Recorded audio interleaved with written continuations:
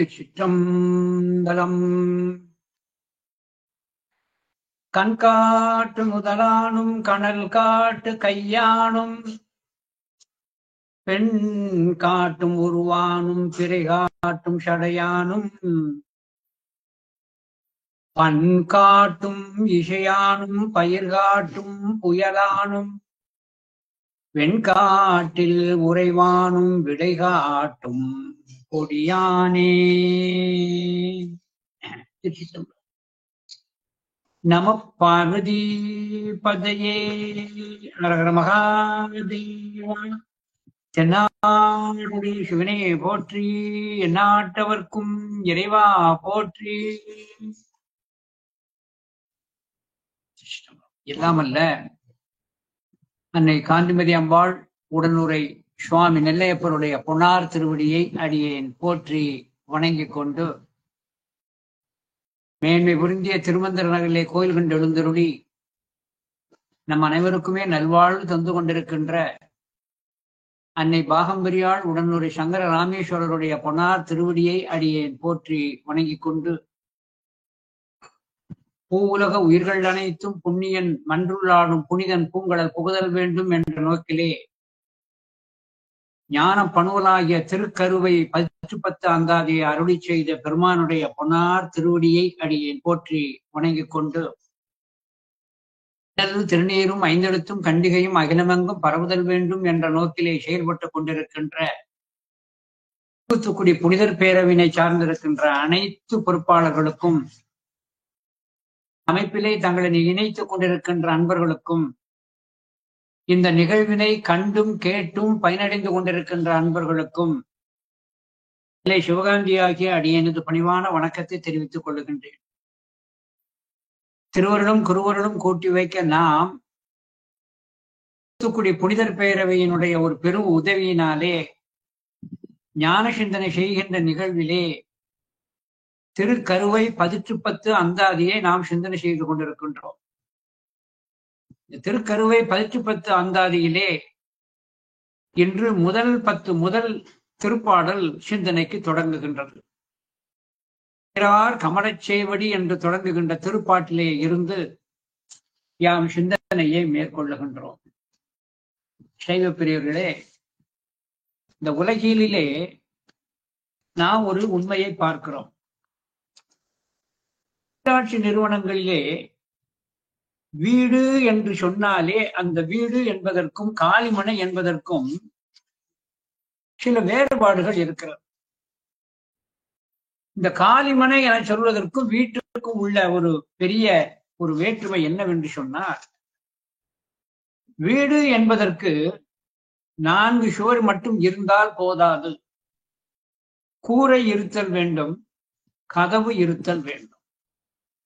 கூரையும் கதவும் எரிந்தால்தான் அதை வீடு என்று சொல்லப்படும். ஆகையினாலே தான் இவர்கள் தன்னுடைய குடியிருப்பை இடித்து காலிமனையாக ஆக்குகின்ற பொழுது கூரையையும் அந்த கதவையும் எடுத்து விடுவார்கள். எடுத்து விட்டு காலிமனை தீர்வு என்று போடுவார்கள். எனவே ஒரு வீட்டிற்கு இன்றியமையாதது கூரையும் கதவும். கதவுதான் கூரையை விட முக்கியத்துவம் பொருந்தியது. அதனால்தான் உள்ளாட்சி நிறுவனம் எல்லாம் கதவு எண் என்று கொடுப்பார்கள், கதவு எண் என்று கொடுக்கிறார்கள். இந்த கதவு என்பது இல்லத்திற்கு முக்கியம் என சொல்லுகின்ற பொழுது அந்த கதவு 2 காரியத்திற்கு பயன்படும். ஒன்று மறைவிற்காக, மற்றொன்று முக்கியமான அதனுடைய பயன்பாடு, கதவினுடைய பயன்பாடு பாதுகாப்பிற்கு. எனவே ஒரு கதவு என்று சொல்லக்கூடியதிலே முக்கியத்துவம் கொடுக்கக்கூடியது பாதுகாப்பு. எனவே அந்த கதவுக்கு தாழ்பாள் என்று இருத்தல் வேண்டும். தாழ்பாள் இல்லாத கதவு எப்படி பயனே அற்று அது சொற்பமாக அமைகிறதோ, அதே போலத்தான் பொருளறியாமல் திருமுறை பாடல்களையும் ஞானப்பணர்களையும் பாடுவது என்பது தாழ்பாள் இல்லாத கதவு போல் பயனற்றதாய் போய்விடும். இதை துறைமங்கலம் சிவபிரகாச சுவாமிகள் தன்னுடைய திருவாக்கிலே நன்னெறி என்கின்ற அந்த நூலிலே சொல்லி காட்டுகிறார். எனவே ஒரு திருமுறை என்றால் பொருளறிந்து ஓதுதல் வேண்டும். பொருளறிந்து ஓதவில்லை என சொன்னால் அது தாழ்பால் இல்லாத கதவு போல் என்று அழகாக சொல்லி காட்டுகிறார். நன்னெறிங்கிற நூலே துறைமங்கலம் சிவபிரகாச சுவாமிகள் பண்ணும் பணுவல் பயன்தேர் அறிவிலார் மண்ணும் அறங்கள் வலி இலவி நன்னுதால் கால் ஒன்று உயர்த்தின் கதவு வலித்துடைத்தோ தாழ் ஒன்று இலதாயின் தான். தாழ்பால் இல்லாத கதவு பயன் தருமோ கேட்கிறார். ஆகையினாலே நாம் ஒரு நூலினை படிக்கின்ற பொழுது பொருளறிந்து படித்தல் வேண்டும். ஒரு நூலை ஒரு முறை படித்தால் நமக்கு உடனே பொருள் தெரிவது இல்லை. அதிலும் ஞான நூல்களுக்கு உடனே பலப்படுவது இல்லை. ஞான நூலை நாம் கற்க வேண்டிய முறைமை ஒன்று தக்கோர் மாட்டு கற்றலும் கேட்டதான். கற்றல் கேட்டல் உடையார் பெரியார். மேலும் ஒரு நூலை கற்றால் போதாது, பல நூல்களை கற்றல் வேண்டும். அதனால்தான் அவ்வை பிராட்டி தன்னுடைய திருவாக்கிலே நூல் பல கல் என்று கூறினார். நூல் பல கல் என்று கூறியதை இன்னொரு இடத்திலே திருவாக்கிலே நூல் முறை அறிந்து ஷீலத்து ஒழுகு அப்படிங்கிறார். நூல் முறை அறிந்து ஷீலத்து ஒழுகு. அப்ப பல நூல்களும் கற்றல் வேண்டும். அந்த நூலிலே இருக்கின்ற பொருளை நாம் அறிந்து அதை நம்முடைய அனுபவத்திற்கு கொண்டு வர வேண்டும். அதுதான் கற்றதனுடைய ஒரு பலன் என்று சொல்லி காட்டப்பட்டிருக்கிறது. அந்த விதத்திலே சைவத்திலே நாம் ஞான நூல்களை கற்கின்ற பொழுது எப்படி கற்க வேண்டும் என்பதற்கு இன்று சில செய்திகளை கோடிட்டு காட்ட விரும்புகிறேன். முதல்ல திருமுறை என எடுத்துக்கொண்டால் அந்த திருமுறையிலே வரக்கூடிய அந்த சொல்லுக்கு பொருள் என்ன? தேவாரம்னு அர்த்தம் என்ன? அந்த தேவாரம் என சொல்லக்கூடியது திருக்கடைக்காப்பு, தேவாரம், திருப்பாட்டு என்று வருகிறது. இது சொல்லு பொருள் என்ன? ஏன் ஞானசம்பந்தர் வாக்குக்கு திருக்கடைக்காப்பு என்று பெயர் வந்தது? திருநாவுக்கரசு சுவாமிகளுடைய திருவாக்குக்கு தேவாரம் என்று பெயர் ஏன் வந்தது? சுந்தரமூர்த்தி சுவாமிகளுடைய திருவாக்குக்கு ஏன் திருப்பாட்டு என்று பெயர் வந்தது என்று முதல்ல அந்த நூலினுடைய பெயருக்கு நினைத்திருக்க வேண்டும். அதற்கப்புறம் எடுத்துக்கொண்டால் உள்ளே வருகின்ற பதிகத்தினுடைய பல பொருள் தெரிதல் வேண்டும். பதிகத்தினுடைய பொருள் தேவாரம் என்பது என்ன தெரிந்தால்தான் அதுக்கப்புறம் உள்ளே போகின்ற பொழுது ஒரு பதிகத்துக்கு தலைப்பு கொடுத்திருப்பாங்க. பறையின் வரலாறு, மந்திரமாவது நீரு என்று சொல்லக்கூடிய பதிகத்துக்கு பறையின் வரலாறு. ஏன் பறையின் வரலாறு என்று கொடுக்கப்பட்டது? இதையெல்லாம் தெரிந்து கொண்டு போதல் வேண்டும். இரண்டாவது, திருமுறையிலே உள்ள முதலான பாடலுக்கு நாம் பொருள் கொள்ள நினைக்கின்ற பொழுது பெரிய புராணத்தையும் பக்கத்திலே வைத்துக் கொண்டு இது எந்த சூழலிலே எழுந்தது என்பதை வைத்துக் கொண்டுதான் நாம் பொருள் காண வேண்டும். சுற்றுணை வேதியன் என்ற திருப்பாடல் எந்த சூழலில் வெளிப்பட்டது? காசில் வீணையும் என்று சொல்லக்கூடிய திருப்பாட்டு எந்த சூழலிலே ஏற்பட்டது என்று இவைகளையெல்லாம் வைத்துக் கொண்டு தான் அந்த திருப்பாடல்களுக்கு பொருள் சொல்ல போறது. அதே போல இன்றைய முக்கிய சிந்தனைக்கு வரக்கூடியது திருவாசகம். ஏனெனில் நாம் சிந்தனை செய்து கொண்டிருப்பது திருக்கருவை 18 அந்தாதி. இந்த திருக்கருவை 18 அந்தாதிக்கு மற்றொரு நல்ல ஒரு பெயர் குட்டி திருவாசகம். அப்ப குட்டி திருவாசகம் என்றால் இதுக்கு மூலமாக இருக்கின்ற ஒரு திருவாசகம் இருக்கிறது என்று பொருள். அது மணிவாசக பெருந்தகை அருளி செய்திருக்கின்ற 8ஆம் திருமுறையாகிய அந்த திருவாசகம். இந்த திருவாசகம் என்ற சொல்லுக்கு பொருள் என்ன? திருவாசகம் என்ற ஒரு சொல்லுக்கு பொருள் திரு அருள். வாசகம் சொற்களின் தொகுதி. எனவே திருவாசகம் என்றால் அருள் சொற்களின் தொகுதி. என்ன பொருள்? அருளினால் வெளிப்பட்ட சொற்களின் தொகுதி. தானாக வெளிப்படவில்லை, ஆன்மபோதத்தால் வெளிப்படவில்லை, பசுபோதத்தால் வெளிப்படவில்லை, அருளினுடைய தாக்கத்தால் வெளிப்பட்ட நூல், வெளிப்பட்ட சொற்கள். அதனால்தான் அதை அருள் சொல் தொகுதி என்பதைத்தான் திருவாசகம் என்று அங்கே சொல்லி காட்டப்பட்டிருக்கிறது. இந்த அருள் என்று சொல்லக்கூடியது எப்படி அது அருளினால் இந்த சொல் விளைவது என்பதற்கு உதாரணம் சொல்லி காட்டுவார்கள். காலையிலே தாமரை குளத்திலே இருக்கிறது. சூரியன் அதிகாலையிலே எழுகிறது. காலையிலே எழுகின்ற அந்த செஞ்சூரியனுடைய கதிர்கள் தாக்கம் ஏற்படுகின்ற பொழுது அந்த தாமரை மலரானது விரிந்து தேனை பிடிக்கும். எனவே சூரியன் அதன் கதிர் விழுந்து தாமரையிலே இருந்து தேன் பிளிற்றுகிறது. இதே போல சூரியனாகிய சிவபெருமானிடம் இருந்து அருளாகிய கதிர் வெளிப்படுகின்ற பொழுது தாமரையாகிய அருளாளர்களிடம் இருந்து தேனாகிய வாசகம் வெளிப்படுகிறது. ஆனால் தான் திருவாசகத்திற்கு தேன் என்று பெயர். இது அருளால் விளைந்த வாசகம் என்று பொருள். மற்றொன்று இவை அருளிலே சென்று பிணிக்கின்ற வாசகம். நம்மை அருளிலே சென்று பிணிக்கின்ற வாசகம் என்ற பொருள்.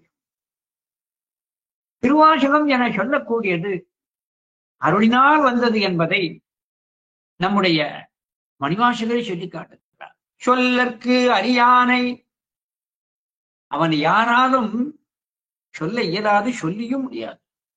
சொல்லற்கு அறியானை அப்ப விட்டுட்டேனா? இல்ல, சொல்லி ஆனாலும் சொல்லுகிறேன். எப்படி சொல்லுகிறேன்? சொல்லற்கரியானை சொல்லி திருவடி கீழ், அவன் திருவடி கீழ் இருந்து கொண்டு அருளின் வியாபகத்துக்குள்ளே அடைபட்டு கொண்டு அவன் வாக்காக சொல்கிறேன். திருவாசகம் என சொல்லக்கூடியது அருளினுடைய வியாபகத்தில் இருந்து மணிவாசக பெருந்தகையினுடைய திருவாக்காக அங்க வெளிப்பட்டது. இதை வெளிப்படையாகவே என்னை போன்ற கடனிலே உள்ளவர்களுக்கு கூட வெளிப்படையாகவே தெரியும்படியாக தானே தன்னுடைய வாக்களை சொல்லி காட்டுகிறார். திருக்கோத்தும்பில நாயேனை தன்னடிகள் பாடுவித்த நாயகனை, நாயேனை தன்னடிகள் பாடுவித்த நாயகன். திருவாசகம் என்பதற்கும் பொருள் தெரிந்தது. அது திரு என்று சொல்லக்கூடிய அருளால் விளைந்த வாசகம் என்பதற்கு விளக்கம் தெரியும். அதற்கு பின்பு தலைப்புக்கு போகணும். திருச்சதகத்தை எடுத்துக்கொள்ளும். திருச்சதகம் என்பது இன்றைக்கு அதான் நம்முடைய சிந்தனைக்கு வருகிறது. திருச்சதகம் என்பது என்ன? சதகம் என்றால் 100. 100 பாடல்களை கொண்ட அந்த நூலுக்கு, அந்த தொகுதிக்கு சதகம் என்று பெயர் உண்டு. திருச்சதகம் என பெயர் உண்டு. இந்த சதகம் என சொல்லுகின்ற பொழுது இந்த திருவாசகத்திலே வரக்கூடிய சதகத்துக்கு தான் 100 பாடல் தான் திருச்சதகம்னு பேரு. இன்னும் நம்முடைய நூல்களிலே நிறைய சதக நூல்கள் நிறைய இருக்கின்றது. எண்ணற்ற நூல்கள் இருக்கிறது. அண்ணாமலையார் சதகம், இப்படி சதக நூல்கள் பிறகு 100 பாடல்களை கொண்ட தொகுதிக்கு சதகம் என்று சொல்வது. இதை நம்முடைய நூல்களிலே அந்தாதி என்று பெயரிட்டு விடுவார்கள். சிவபெருமான் அந்தாதினா அதுல 100 பாட்டு இருக்கும். 50க்கு குறையக்கூடாதுன்னு விதி இருக்கிறது. எனவே 100 பாடல்களை உடையதும் ஒரு பாடலுடைய முடிவு அந்தம் அடுத்த பாடலுடைய ஆதியாக தொடங்குதல் வேண்டும். இதுக்குத்தான் அந்தாதியின் பேர். எனவே அந்தாதி என்று பொதுவாக சொன்னார் 100 பாடல்களை உடையது. அது அந்தாதி தொடையிலே அமைந்திருக்கும். ஆனா 100 பாடல்களை கொண்ட தொகுதியாக இருக்கிற மணிவாசகரது வாக்கினை அந்தாதி என்று சொல்லாமல் திருச்சதகம் என்று மட்டும் சொல்லுகிறோம். ஏன் திருச்சதகம் என்று அங்கே பெயர் வைக்கப்படுகிறது என சொன்னார், அந்த அந்தாதிக்கு உள்ள அந்த இலக்கணத்தின்படி எப்படி வருகிறது? அது 100 பாடல்களையும் கொண்டதாக இருக்கிறது. அதே நேரத்திலே அந்தாதி தொடையிலும் அமைந்து விட்டது. ஆனால் இதை அந்தாதி என்று சொல்லாமல் ஏன் சதகம் என்று சொல்லுகிறோம் என சொன்னால், திருவாசகத்திலே வருகின்ற அந்த சதகம் மட்டும் 10 பாடல்களை கொண்ட ஒரு கொத்துகளாக அமைக்கப்பட்டுகிறது. 10 பாடல்களை கொண்டு ஒரு கொத்தாக அமைத்து இப்படி 10 கொத்துக்களாக அமைக்கப்பட்டது. மற்றைய அந்தாதி நூலுக்கும் திருச்சதகத்துக்கும் வித்தியாசம். மற்றைய அந்தாதி நூல்களிலே 1வது திருப்பாட்டு எந்த செய்யுள் யாப்புல இருக்கிறோ அதுதான் கடைசி வரைக்கும். ஆனா திருச்சதகத்திலே மட்டும் மணிவாசக பெருந்தகை முதல் 10 திருப்பாடலுக்கு ஒரு செய்யுள் யாப்பு, அடுத்த 10க்கு வேறொரு செய்யுள் யாப்பு, இப்படி ஒவ்வொரு 10 கொத்துக்களுக்கும் ஒவ்வொரு செய்யுள் யாப்புல அமைச்சிருப்பார். ஆகையினாலே தான் இதை அந்தாதி என்று பொதுவாக சொல்லாமல் சதகம் என்று சொல்லப்பட்டது. இரண்டாவது, இந்த திருச்சதகத்திலே படிமுறையிலே ஆன்மா வருவதைத்தான் அது தொடர்ந்து சொல்லுகின்ற காரணத்தினாலே இதை தொடர்ந்து படித்தல் வேண்டும் என்பதற்காகத்தான் திருச்சதகம் என்று பெயரிடப்பட்டிருக்கிறது. இந்த திருச்சதகம் என சொல்லுகின்ற பொழுது எப்பொழுதுமே அந்தாதி எடுத்துக்கொண்டால் சதகத்தை எடுத்துக்கொண்டாலும் முதல் பாட்டிலே இருக்கிற முதல் வார்த்தை கடைசி வார்த்தையாகவும் வரணும். அதாவது 100வது பாடலில் உள்ள கடைசி வார்த்தை முதல் பாட்டுக்கு மண்டலித்தல் வேண்டும். இதுக்கு மண்டலித்தல் பேர். 100வது பாடல்ல உள்ள கடைசி ஈற்று அந்த சொல் இந்த அந்தாதியினுடைய முதல் தொடக்க வார்த்தையா வரணும். அதன்படி நம்முடைய பெருமானானவர் அங்கே அந்த முறையிலே தான் அமைந்திருக்கிறார். மெய்தான் அரும்பி விதிர்விருத்தி என்று 1ஆம் பாடல தொடங்குறார். ஈற்று பாடலில வீடு தந்தருளை போற்று நின் மெய்யர் மெய்யனே என ஈற்று பாடலே மெய்யனே முதல் பாடல் மெய்தான் அரும்பி என்று இப்படி மண்டலிக்கிறது. இதுக்கு பேர் மண்டலித்தல்னு பேர். இப்போ திருவாசகத்துக்கு பொருள் கண்டோம், திருச்சதகத்துக்கு விளக்கம் கொண்டோம். அதிலே பக்தி வைராக்கிய விசித்திரம் என்று இந்த திருச்சதகத்துக்கு ஒரு பொருள் போட்டிருப்பாங்க. பக்தி வைராக்கிய விசித்திரம். இத்தனையும் தெரிஞ்சுட்டோம், திருவாசகம் பொருள் பார்க்க போனோம். திருவாசகத்துக்கு முதல்ல சொல்லப்படுவது பக்தி வைராக்கிய விசித்திரம்.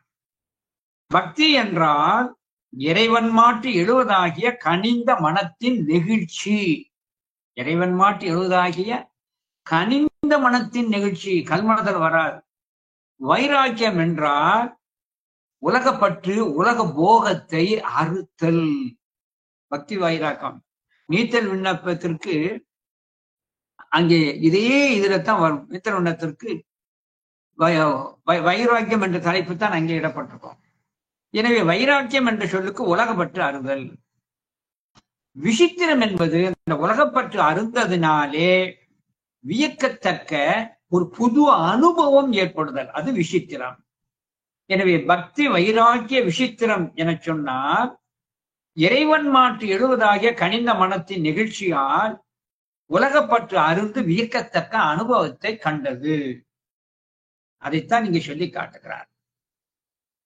என்ன ஆகையினாலே இந்த தலைப்பை இப்படி நாம் கண்டுகொண்டே போகணும்.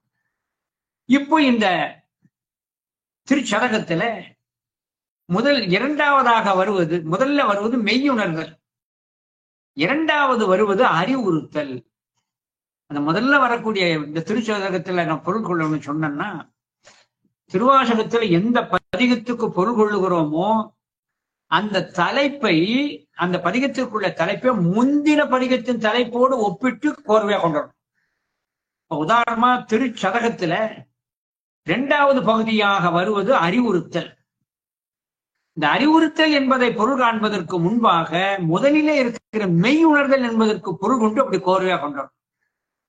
மெய் உணர்தல் என சொல்லக்கூடியது முதல்ல உள்ள அந்த கொத்துக்கு தான் நுகரும் பொருளின் நிலையாமையை தன் அனுபவத்தாலும் நூல் அறிவாலும் குரு மூலமாக அறிந்து நிலையான இன்பத்தையும் அந்த இன்பப் பொருளாகிய இறைவனையும் அருளால் உணர்தல். இது மெய் உணர்தல்.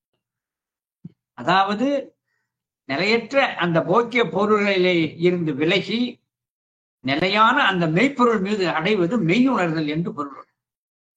அடுத்து அறிவுறுத்தல். அப்படி உணர்ந்த ஆன்மா, அப்படி உணர்ந்த பின்பு அறிவுறுத்தலை மணிவாசகர் 2வது பகுதியிலே தன்னுடைய மனதை முன்னிலைப்படுத்தி அறிவுரை சொல்றார்.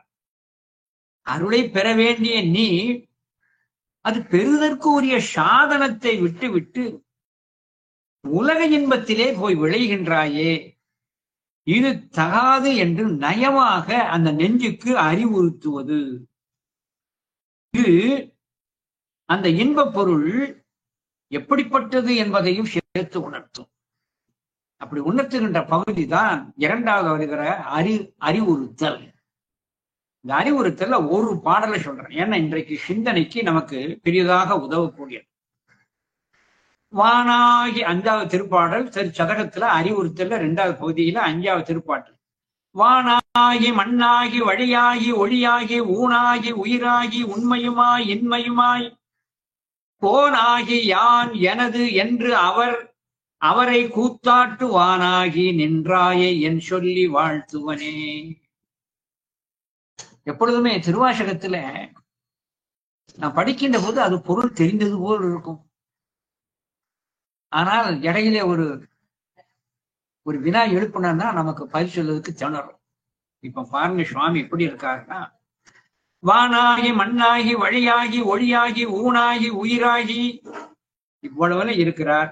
உண்மையுமாய் இன்மையுமாய் அட்டமொத்தமா இருக்கிறாருங்க.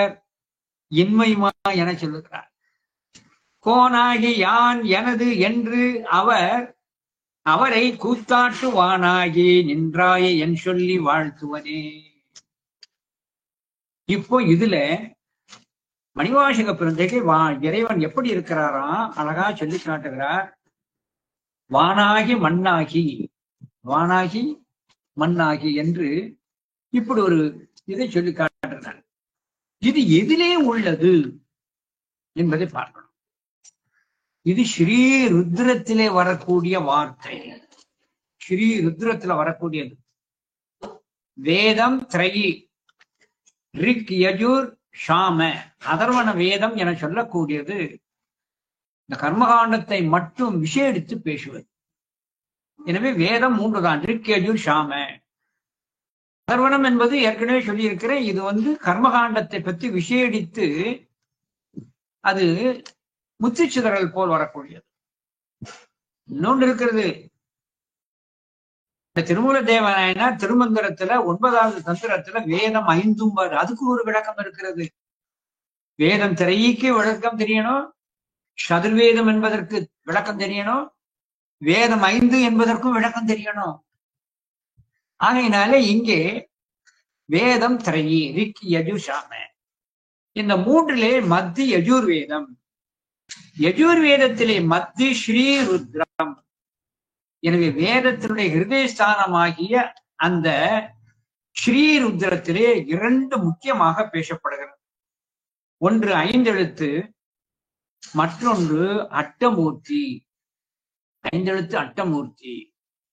இந்த ஸ்ரீருத்ரத்துக்குள்ளதான் இறைவனை கள்வன் திருடன் என்று 17 இடத்துல சொல்லி காட்டுறார். அதனால்தான் ஞானசம்பந்தர் அதை எடுத்துக்கிட்டார். ஸ்ரீருத்ரத்தை யாருமே கைவிடல.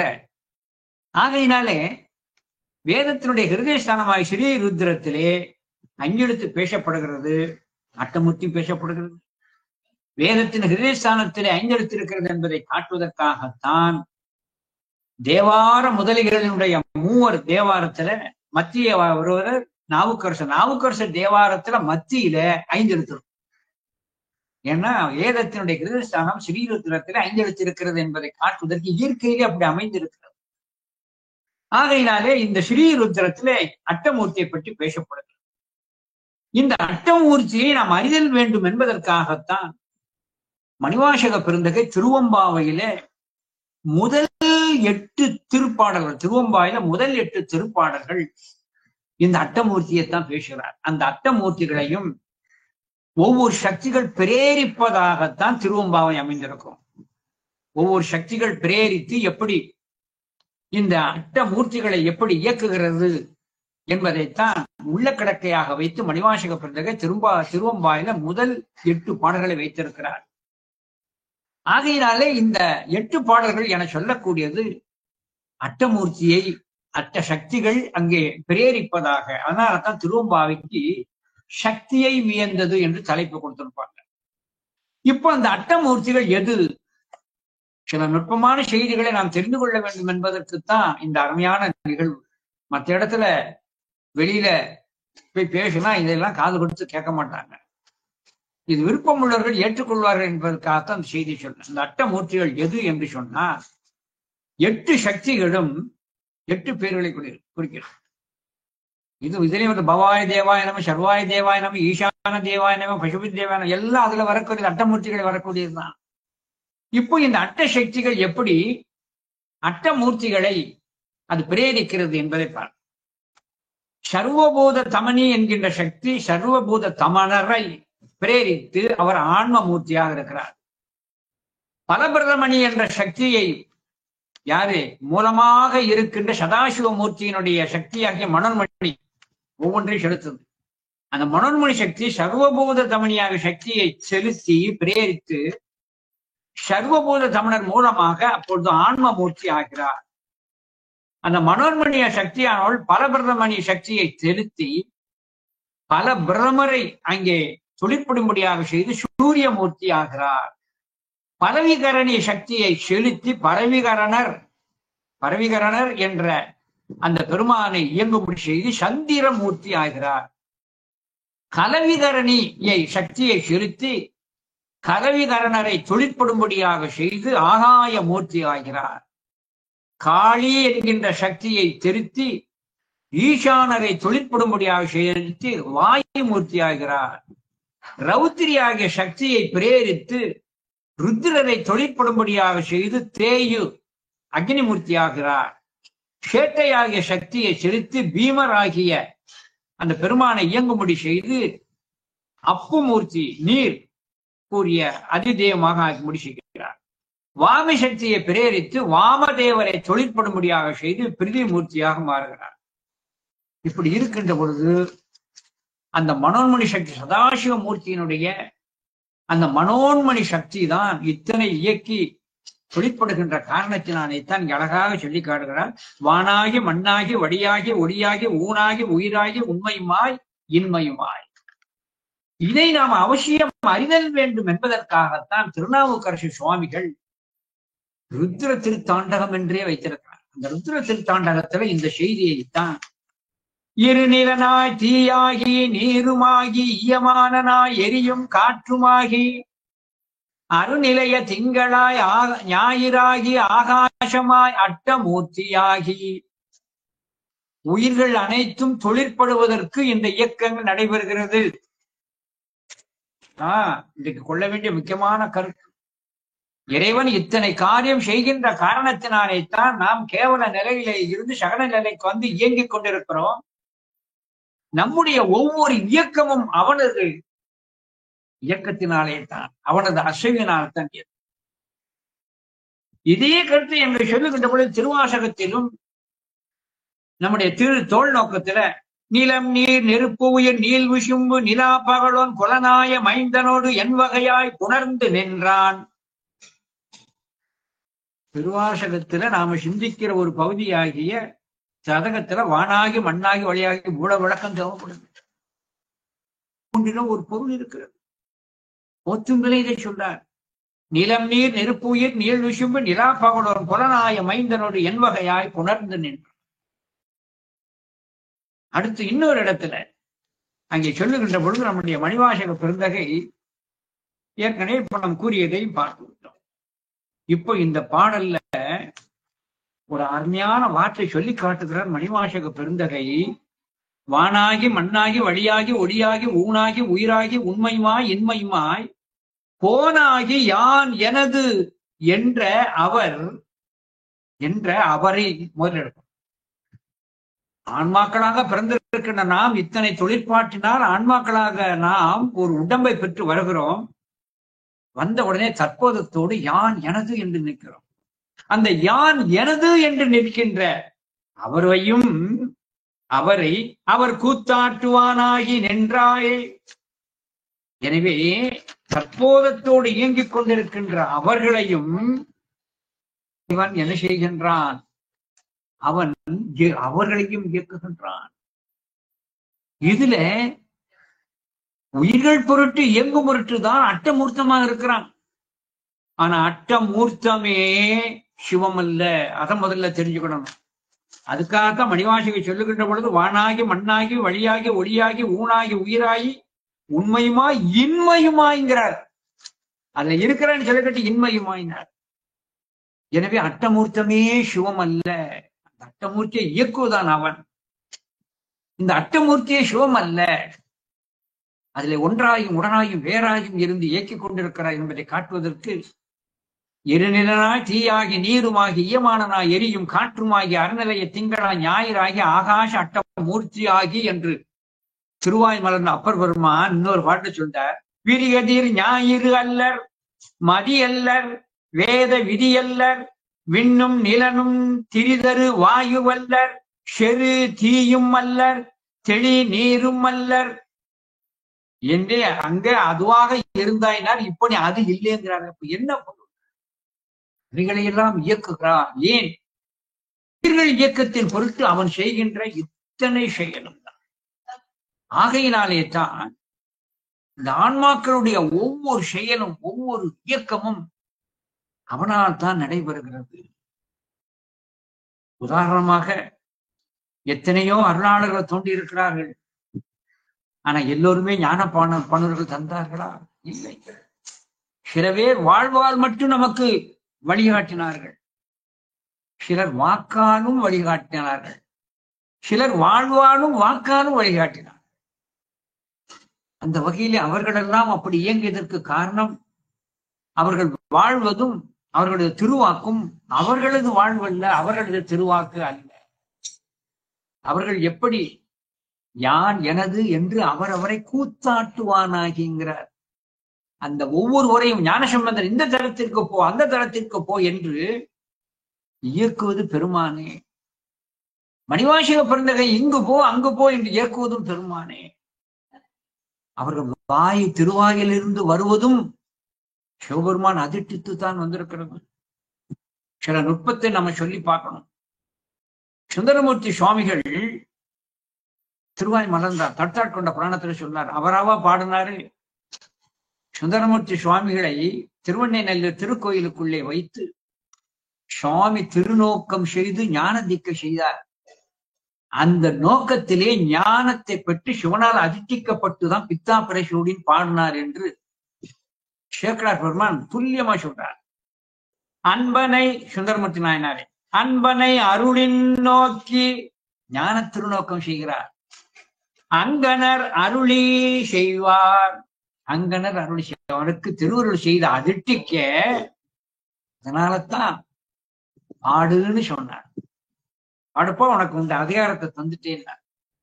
அதுக்கப்புறம் எப்படி பாடுவது என சொல்லுகின்ற பொழுதுதான் அடி எடுத்து கொடுக்கிறார். பித்தா என்றே தொடங்கி பாடு. அப்ப அன்பனை அருளின் நோக்கி அவன் அருள் இருந்தால்தான் அவனை பாட முடியும். என்ன புண்ணியம் செய்தனே நெஞ்சமே இருங்கடல் வையத்து என்பதை பண்ணி ஆதரித்து ஏத்தியும் பாடியும் வழிபடும். அதனால அவன் அருள் இல்லாமல் எவனும் பாட முடியாது, யாரும் பாட முடியாது. அப்பர் பெருமான் எப்படி பாடினார்? தம்பிரான் திருவருளால் யாரு? சுவாமி அங்கே அதிர்ஷ்டிக்க. சுவாமி அதிர்ஷ்டிக்க போய்த்தான் அந்த திருவதிகை வீரட்டானத்தினை வைத்து அங்கே பதி வாக்காக நாவுக்கரசர் திருவாக்கில் இருந்து அந்த தேவாரம் வழிபடுகிறது. சேக்கலார் சொன்னார். தம்பிரான் திருவருளால் உரை தமிழ் மாலைகள் சாத்தும் உணர்வு பெற உணர்ந்து உரைப்பார். இதே போல ஞானசம்பந்தர் எப்படி பாடினார்? பாவையுடன் எண்ணிறைந்த கருணையுடன் நின்றாரை எதிர்காட்டி உள்ளிறைந்து பொழிந்து எழுந்த உயர் ஞான திருமொழியார். உள்ளிருந்து எப்படி பொழிந்து எழுந்த உயர் ஞானம். அம்மையால் சிவனது ஏவையால் அம்மையால் கொடுக்கப்பட்ட ஞானப்பாலை அந்த ஞானப்பால் தொழிற்பட்டு தனி மணிவாசகர் சொன்னார். திருமூஞ்சு சொல்லற்கரியானை சொல்லி தன்னடிகள் பாடுவித்த நாயகனே. எனவே இறைவனை பாடுதல் வேண்டும், அவன் பாடலை நாம் கேட்டல் வேண்டும் என சொன்னால் அதற்கும் புண்ணியம் வேண்டும். அதனால்தான் அருணகிரிநாத சுவாமிகள் பாடும் பணியே பணியாய் அருளாய் அப்படிங்கிறார். பாடும் பணியே பணியாய். நீ அருள் இருந்தால்தான், நீ அருள் கொடுத்தால்தான் நான் பாட முடியும். ஸ்ரீ குருஞான சம்பந்த திரு கைலாய பரவர் தர்மபுர ஆதீன குருமுதல்வர் குருஞான சம்பந்த தேசிக பரமாச்சாரிய சுவாமிகள் சொக்கநாத கலித்துறைன்னு ஒரு நூல் செஞ்சிருக்கிறார். அதுல விண்ணப்பம் பண்றார். பாடும்படி செய், என்னை பாடும்படி நீதாப்பா செய்யணும். இவங்களெல்லாம் ஏன் கொண்டு வருகிறேன் என சொன்னால், இறைவனை பற்றிய ஞான திருப்பாடல்களை சாமானியர்களால் பாட இயலாது. இதை நான் சொல்லுகின்ற பொழுது ஏன் எல்லா திருப்பாட்டையும் பாடுறதில்லை, இவருடைய பாட்டை மட்டும் ஏன் பாடுறதில்லை, இவருடைய பாட்டை ஏன் ஒதுக்குறீங்கன்னு சிலர் கேள்வி கேட்பார்கள். அதுக்கு பதில் இதுதான். நாம் ஓதிக்கொண்டிருப்பது இறைவனால் அதிர்ஷ்டிக்கப்பட்ட பதிவாக்காக வந்ததைத்தான் நாம் திருமுறையாக வைத்து ஓதுதோம். பதிவாக்காக வந்ததைத்தான் ஞான நூல் என்று ஏற்றுக்கொள்கிறோம். குருஞான சம்பந்தர் சொக்கநாதர் கலித்துறையில் என்ன விண்ணப்பம் என்றார்? பாடும்படி செய் நினைந்து நினைந்து ஏத்தி பணிந்தெழுந்தே ஆடும்படி செய். எனவே அவனை பாட வேண்டும் என சொன்னாலும் அருள் என்று ஒன்றிருத்தல் வேண்டும். சிதம்பர வெண்பா என்று ஒன்றிருக்கிறது, குரு நமச்சிவாயர் பாட்டு. அதிலேயும் விண்ணப்பம் பண்றார். அங்கே சிதம்பர வெண்பாவிலே அழகாக சொல்லி காட்டுகிறார். நம்முடைய பெருமானானவர் அந்த குரு நமச்சிவாயர் விண்ணப்பத்தை வைக்கின்ற பொழுது அங்கே அழகாக, பெருமானே உன்னை பாடுவதற்கு எனக்கு அருள் செய்வாயாக என்று விண்ணப்பம் பண்றார். உன்னை பாடுவதற்காக எனக்கு நீ அருள் செய்வாயாக என்று சிதம்பர வெண்பாவிலே அங்கே அழகான ஒரு விண்ணப்பத்தை வைத்து காட்டுகிறார் நம்முடைய குரு நமச்சிவாயர். ஆகையினாலே இறைவன் அருள் இருந்தால் அன்றி நாம் பாடுதல் கூடாது. இதுக்கு தெளிவா ஒரு பாடலை சொன்னேன். செஞ்சு நேரமாயிட்டு நினைக்க கூடாது, சிந்தனை சொல்லலாம். இத்தனை சாரத்தையும் பிழிந்து திருநாவுக்கரசு சுவாமிகள் ஒரே ஒரு பாடல அழகி கேட்டார். அத்தனை நேரம் நான் சொன்னத இறைவன் தான் இத்தனை இயக்கத்திற்கும் காரணம் என்பதற்கு அழகாக ஒரு பாடலை சொல்லி காட்டுறார். எப்படி? அங்கே ஒரு பாடலை சொல்லுகின்ற பொழுது, ஆட்டு வித்தால் ஆரொருவர் ஆடாதாரே, அடக்கு வித்தால் ஆரொருவர் அடங்காதாரே, ஓட்டு வித்தால் ஆரொருவர் ஓடாதாரே, உருகு வித்தால் ஆரொருவர் உருகாதாரே, பாட்டு வித்தால் ஆரொருவர் பாடாதாரே, பாட்டு வித்தால் ஆரொருவர் பாடாதாரே, பணி வித்தால் ஆரொருவர் பணியாதாரே, காட்டு வித்தால் ஆரொருவர் காணாதாரே, காண்பார் ஆர் கண்ணுதலாய் காட்டாக்கார். நான் இது சாதாரண பொருளுடையது, எளிய தமிழ்ல இருக்கிறது, இதுதான் பொருள் எடுத்துக்கொண்டேன். ஆனா இதிலே உயிர்கள் எப்படி இயக்கப்படுகிறது என்பதை அழகாக சொல்லி காட்டுகிறார். ஆட்டு வித்தால் ஆரொருவர் ஆடாது. ஆட்டு வித்தல் என்பது உயிர்களாகிய அத்தனையையும் அங்கு செருக்கின் காரணமாக இருக்கிற அந்த உயிர்களை நடு மேல் உலகம் என்று உலகங்களிலே பிறக்கும்படியாக செய்வது. ஆட்டு வித்தால் ஆரொருவர் ஆடாதே. நீ இந்த சட்டையை தாங்கி இன்ன உலகத்திலே இப்படி போய் பிறப்பாயாக என்று பிறப்பை கொடுத்தால் அது யாரும் தடுக்க முடியாது. ஆட்டு வித்தால் ஆரொருவர் ஆடாதாரே, அடக்கு வித்தால் ஆரொருவர் அடங்காதாரே. அடக்கு வித்தல் என சொல்லக்கூடியது, எனக்கு இந்த வாழ்வு நல்லா இருக்கிறது, இங்கே இருக்கிறேன் இல்லை, சமகார காலம் வருகிறது அல்லது உன்னுடைய வினையின் பயன் முடிகிறது என்று அந்த வாழ்வை இறைவன் முடிக்க நினைத்தால் அது முடிந்தே தீரும். அதுதான் அடக்கு வித்தால் ஆரொருவர் அடங்காதரே. அந்த படைத்தலை சொல்லி காட்டினார். உன்னை ஒரு பிறப்புக்குள்ளே செலுத்துகின்ற அவன் செயலை யாரும் தட்ட முடியாது. அடுத்து உன்னை சம்காரம் செய்து ஒடுக்குகின்ற கேவல நிலைக்கு கொண்டு செல்லுகின்ற பொழுது நீயும் அதிலே தப்ப இயலாது. ஓட்டு வித்தால் ஆரொருவர் ஓடாதாரே. ஓட்டு வித்தால் மனுஷனா பிறப்பான். மனுஷனா பிறந்தாலும் ஒருவர் சிவாலயத்திற்கு செல்லுகிறார், உற்சவ மூர்த்தியை அப்படியே கண்ணை பார்க்காமல் பார்த்து கண்ணிலே அப்படியே கசிந்து நிற்கிறார். ஓட்டு வித்தால் ஆரொருவர் ஓடாதார். இன்னொருத்தர் கோயிலுக்கு போறார், அவர் இறைவனை பார்ப்பதை விட்டு விட்டு கோயிலுக்குள்ளே வந்து செல்லை எடுத்துக்கொண்டு இப்படியே நோண்டிக் கொண்டு சிரித்து கொண்டே பார்க்கிறார். என இவரை புறத்தை தள்ளுகிறார். புறத்தை இவன் மனத்தை ஓட்டுமுடி செய்தாலும் அவனால் தப்ப முடியாது. ஆலயத்திற்கு வருகிற எல்லோருமா கும்பிட்டு கொண்டு இருக்கிறோம். ஆலயத்தில் வருகின்றவர் இவருமே கும்பிடாமல் இல்லையோ. இறைவனை லயப்பட்டு ஓட்டுகின்றவர்களை ஓட்டி தீருவார். புண்ணிய குறைவாக உள்ளவர்களை அவர் கண்ணிலே படாதபடி மனத்தை வேறு இடத்திலும் ஓட்டி விடுவார். அதான் ஓட்டு வித்தால் ஆரொருவர் ஓடாதாரே, உருகு வித்தால் ஆரொருவர் உருகாதாரே. புறத்தே சென்று எந்த பயனும் அடையாத ஆன்மா பக்குவப்பட்டு அங்கே இறைவனை அங்கே இது பண்ணுகின்ற பொழுது ஓட்டு ஓட்டு பாட்டு ஓட்டுவித்தால் ஆரொருவர் ஓடாதாரே, உருகுவித்தால் ஆரொருவர் உருகாதாரே. புறம்போடி அந்த மனத்தை திருப்பி இறைவன்பால் செலுத்துகின்ற பொழுது அவன் அதை கண்டே தீருவான்.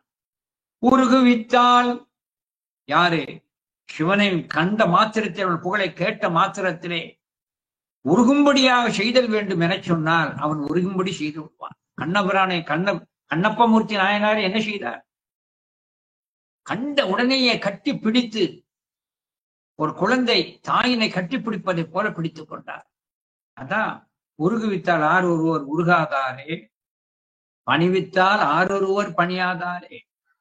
அன்பு மிக்கு எழுது திருக்கோயிலின் கண்ணை விழுந்து அட்டாங்க பஞ்சாங்கம் நமஸ்காரம் செய்கின்ற அன்மாக்களை எல்லாம் பணியும்படியாக செய்வார். கோயிலுக்குள்ள போற எல்லாருமே அட்டாங்க பஞ்சாங்க நமஸ்காரம் பண்றோமா? இல்லையே. சட்டம் அழுக்காயிரும், கௌரவம் போயிரும். ஏன்னா அவன் பணிய வைக்க வேண்டியதான் பணிய வைப்பான்.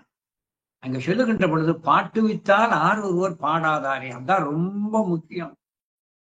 இறைவனை காணுகின்ற பொழுது அந்த உணர்வின் மிகுதி மேலிட மெய்ப்புலகாங்கிதம் எய்த தன்னை அறியாமல் அவர்கள் திருவாயிலிருந்து பாட்டோம். இதுதான் இன்றைக்கு சிந்தனைக்கு உரிய முக்கிய பகுதி. இறைவனை காணுகின்ற பொழுது சிலர் எத்தனை கண்ட உடனே அப்படியே கையை வைத்தவுடனே நமச்சிவாயமாக நாதன் தாழ்வாழ்க இமைப்பொழுதும் என் நெஞ்சில் நீங்காதான் தாழ்வாழ்க என்று எப்படி தன்னை அறியாமல் பாடுகிறார்கள். அதைத்தான் பாட்டு வித்தால் ஒருவர் பாடாதாரே, பணி வித்தால் ஒருவர் பணியாதாரே, காட்டு வித்தால் ஒருவர் காணாதாரே. தன்னை காண வேண்டும் என்கின்ற ஊழ் அவனுக்கு இருந்ததென்றால் அவன் காணும்படியாக செய்து விட்டான். காண்பார் யார் கண்ணுதலாய் காட்டாக்கார், காண்பார் யார் கண்ணுதலாய் காட்டாக்கால் என சொன்னார். அந்த இறைவனானவன் இருப்பது உண்மை. அவன் காண வேண்டும் என்பதை ஒரு ஊழ் இருந்தால் தான் அவனை காணும்படியாக செய்வார். திருவதிகை வீரட்டானத்துல அங்கே திருத்துமானை மாடம் என சொல்லக்கூடிய தருணத்துல அப்பர் சுவாமிகளுக்கு ஒரு தூணிலிருந்து பூதம் வெளிப்பட்டு சூலக்குறி இடவக்குறி பொறித்தது யாருக்கு தெரியும்? ஒரு சிறப்பு கண்டார். அதே சித்த வடத்துல சுந்தரமூர்த்தி சுவாமிகள் சிரசின் மேலே பெருமான் ஒரு அந்தணராக வந்து திருவடியை சூட்டினார், பல முறை சூட்டினார். பக்கத்தில் உள்ளவங்க எல்லோரும் கண்டார்களா? இல்லையே. ஞானசம்பந்த பெருமானுக்கு தோடுடைய செவியனாக காட்சி தந்தார். ஆனால் அதை காணாத தந்தையார் சிவபாரதி உனக்கு நீ கொடுத்த அந்த எச்சில் பால் யார் கொடுத்ததுன்னு தான் கேட்டார். இல்லையா? ஒருவர் கண்டதை இன்னொரு காணவில்லை. அதனால்தான் சிலரை காணும்படியாகவே செய்வார், சிலவருக்கு காணும்படியாக இல்லாது செய்து விடுவார் என்று. இப்படி உயிர்களை எப்படி சிவம் அவர் ஆட்டிக்கொண்டிருக்கிறார் என்பதை அழகாக இந்த திருப்பாடலை அடக்கி காட்டுகிறார். இதை பாட்டு வித்தால் ஒருவர் பாடாதாரே. இதுதான் இன்றைக்கு முக்கியமான பகுதி. இறைவனுடைய அருளிப்பாடு மிகுந்து வருகின்ற பொழுது அந்த அருளிப்பாடுக்கு இலக்கணமான அந்த ஆன்மா தன்னை அறியாது தன் வாயிலே இருந்து பாடல்களை உகுத்து விடும். எப்படி நான் சொல்ல முடியாது?